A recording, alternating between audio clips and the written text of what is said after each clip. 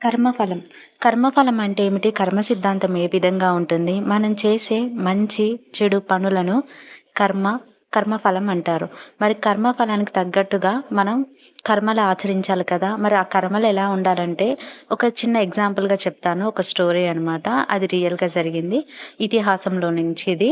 ఒకరోజు మహాభారత యుద్ధంలో కర్ణుడు నేలకూలాడు. ఎందుకంటే అతను చేసిన దాన ధర్మాలు మరణాన్ని అతని దగ్గరికి రానివ్వడం లేదు. ఎందుకంటే అతను చేసిన మంచి పనులు అతని చెడు పనులకి రానివ్వడం లేదు అతను చావడానికి.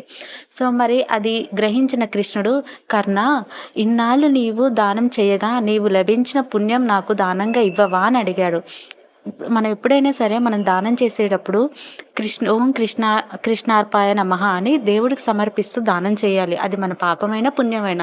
పాపం ఎలా అయితే దేవుడి అకౌంట్లో వేసుకోవాలో అలాగే పుణ్యం కూడా అలాగే వేసుకోవాలి కదా! అందుకనే కర్ణుడు ఆనందంగా ఇచ్చేశాడు. అప్పుడు కృష్ణుడు, "నీకు ఏమి వరం కావాలో కోరుకోమన్నాడు." దానికి కర్ణుడు, "నాకు ఇంకో జన్మ అంటూ వద్దు.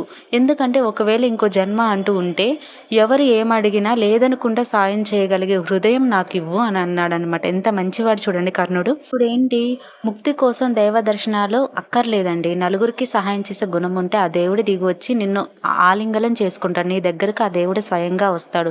రోజు గుడికెళ్ళినంత మాత్రాన ఏమి జరగదు, ఏమి అవ్వదు. చేసే కర్మఫలాలు మన వెంటే ఉంటాయి. సో, అందుకనే ఏదైనా మంచి చేసేటానికి ట్రై చేయండి. For background noise video. Thank you for watching. See you next video.